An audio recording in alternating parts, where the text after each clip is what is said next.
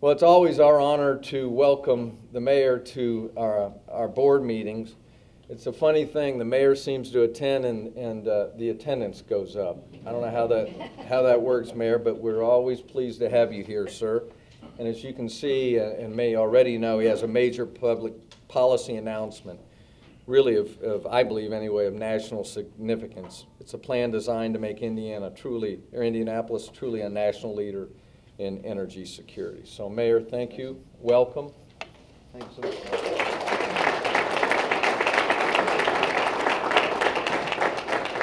Well, thanks. I want to thank everybody for coming, and good morning to all of you. Murray, thank you so much for having me, and I want to thank all of you for coming this morning. Many times in the past 5 years, I've come to speak to this group on topics that fit with this group's mission of progress for Indianapolis. This morning, I want to discuss with you something that not only holds great promise for our city, but also is vital to the progress of our nation. Our country faces a very serious problem. It is one so grievous that future historians will look back at our time and ask, what were they thinking? President George W. Bush said in his 2006 State of the Union address, "America is addicted to oil," and that's coming from an oil man. America's dependence on foreign oil produces the greatest voluntary transfer of wealth in the history of the world. Our dependence, in some cases, places the fruits of our labor into the hands of dictators united against the people of these United States. Some experts even say that the United States is funding both sides in the global war on terror, and they are right. The United States' current transportation energy model, driven by oil, exacts an enormous cost financially and in terms of strategic leverage. To reduce our dependence on oil, developing and diversifying viable American energy sources is required. Given current technology, the time to begin this process is now. Today, I am proposing to make Indianapolis a leader by example on this national and international issue. Although oil-based transportation will be with us for a while, new technology available now is making energy choice a real alternative. This morning, I signed Executive Order number 6, 2012, which will make Indianapolis the first city in the nation to mandate the purchasing of electric cars or plug-in hybrid cars for its entire non-police fleet. I will also outline a plan today that will lead to the conversion of the entire city government fleet to post-oil technology by 2025.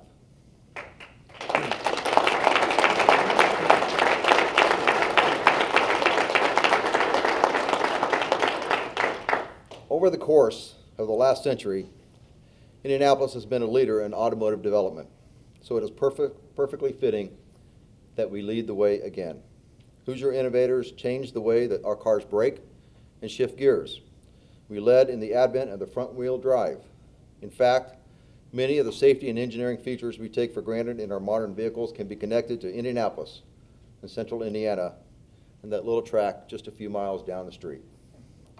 Also, Indianapolis has long been at the center of development of electric and plug-in hybrid vehicles. General Motors developed the world's first electric vehicle right here, the EV1. Later, companies like Allison, Delphi, and Remy built upon that work to develop hybrid and electric drive solutions for cars and buses. The U.S. Department of Energy and Toyota both recognized Indianapolis as one of the top cities in the nation for plug-in vehicles. It is time for us to build upon that leadership. The city operates about 500 non-police cars in its fleet. According to this executive order, the city will start replacing these vehicles as needed with electric vehicles or plug-in hybrid vehicles. Hybrids are not new, but plug-in technology is relatively new. The benefit of plug-in hybrid electric is when the battery runs low, the gas engine can get you where you are going, but then you can plug in your car at home or another location to recharge the battery at a much lower cost than gasoline. We anticipate that these vehicles will save taxpayers about $12,000 per vehicle during their 10-year lifespan. The next step involves the purchasing of snowplows, trash trucks, and even fire trucks that run on compressed natural gas. And finally, when the technology is ready, the use of electric or plug-in hybrid police cars. All told, my goal is for the entire Indianapolis vehicle fleet to run on fuel other than oil by 2025. Now, natural gas options already exist for many heavy-duty vehicles. Cities from New York to California are making the switch. Monarch Beverage, right here in the city of Indianapolis, announced plans just last week to switch its delivery trucks to CNG. And the long-term savings more than offset the higher upfront costs. And the reason is simple. According to the federal government, compressed natural gas costs about $1.50 less per gallon than gasoline. Everyone wins. Taxpayers save money. Natural gas is an abundant domestic energy source, which helps our economy, and it's another way to reduce our demand for imported oil. When it comes to police cars, the automobile industry has yet to produce a plug-in hybrid that meets the needs of officers in terms of space, engine power, range, or safety. I want Indianapolis to help the automakers to get there quickly. So our team is currently working with multiple automakers to have IMPD and the City of Indianapolis serve as technical advisors, test drivers, and eventually the proud users of the first plug-in hybrid police vehicle. Our police cars are not efficient. They average about 10 miles to the gallon, the same as a Hummer H2. Our police fleet consumes over 2 million gallons of gas a year. If the city could get a plug-in hybrid police car that averages just 40 miles per gallon and still provide all the necessary features needed by our officers, we could save taxpayers $6 to $10 million a year, again, and reduce our dependence on oil. In the long term, and I don't want this point to be lost, Indianapolis will serve as a model for other government units and companies so that electric and plug-in vehicles will be a part of a sensible and comprehensive solution to reducing America's dependence on foreign oil. Indianapolis already has a great head start thanks to the work of great people like Energy Systems Network and its partners at IPL, Duke Energy, Dennison Parking, Simon Property Group, IU Health, and Eli Lilly. Over 200 electrical vehicle charging stations can be found around the area, including more than 50 public stations where motorists can plug in and recharge. Now, this process will not occur overnight, but the steps outlined here will propel Indianapolis to having a total post-oil government fleet by 2025. That means every city government vehicle will be powered by more than just oil. This will require some technological improvements, infrastructure investments, great partners, and a commitment from city leaders, but it can be done. These steps, while big for the city, could help lead the way and show other governments and people the choices that they have. We will be encouraging other cities and companies to make the change. Now, it is in our vital national interest that we break the cycle of oil dependence.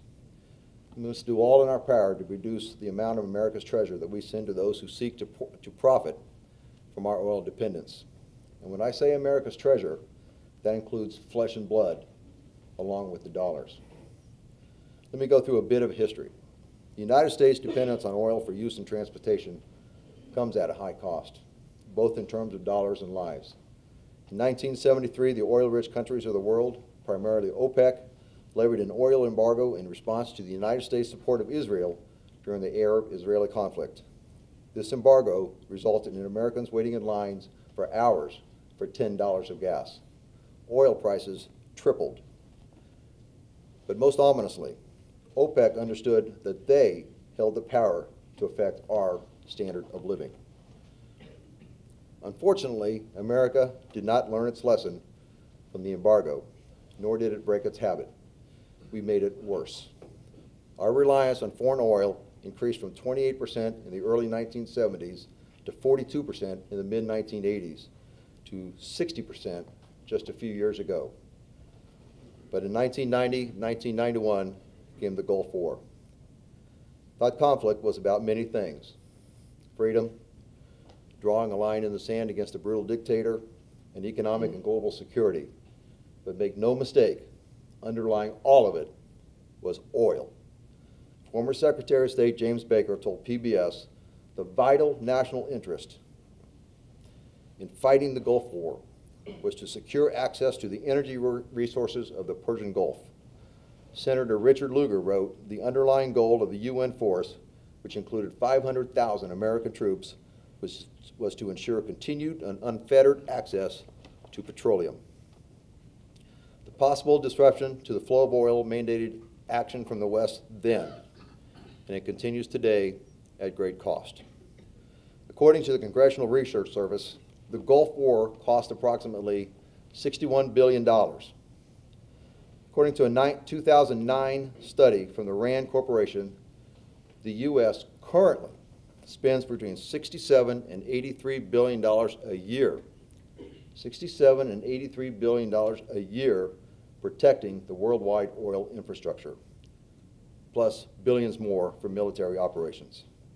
The global war on terror, which is not a direct response to oil, but has a role in stabilizing the oil-rich Middle East, has cost more than $1 trillion. And the softer costs of this war will add trillions more. What I said earlier bears repeating. Many experts correctly make the case that the U.S. is funding both sides of the global war on terror. Now think about that. The money we use to buy oil in many cases flows directly to those hostile to the values of the United States. These regimes use this money to fund terror cells that buy the weapons that are used to kill American men and women. Oil dependence has also had an impact outside of military operations. Imported oil accounted for over half of our trade deficits as recently as 2008 and 2009. And almost all economic downturns in the last 30 years have had an oil price spike associated with them. The cost of our oil dependence is real and enormous in terms of dollars, the human toll on our troops and their families, and the strategic decision-making of our government. Over the last 40 years, our nation has been consistently hampered by our necessity to negotiate with the specter of oil dependence in the forefront of our national leaders' thoughts. In a speech to the Brookings Institute, Senator Lugar said, "No one who is assessing the decline of American leverage around the world due to our energy dependence can fail to see that energy is the albatross of U.S. national security."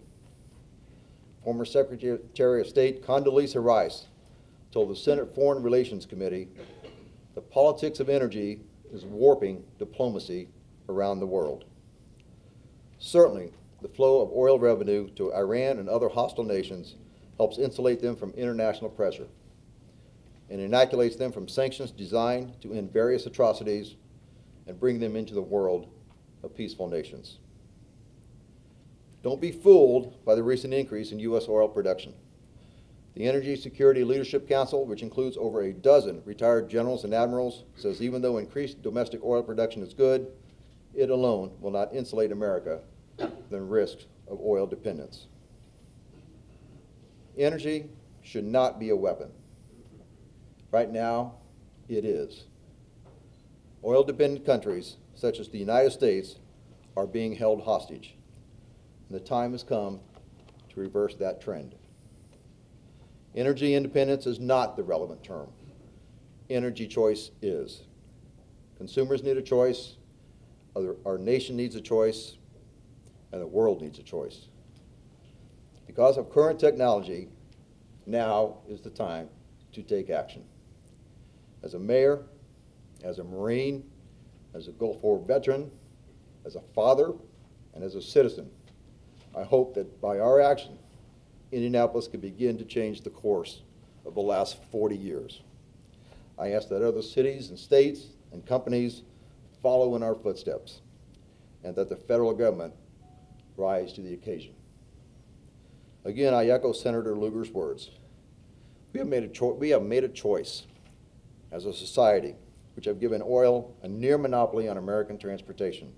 Now we must make a different choice in the interest of American national security and our economic future. This choice will save lives.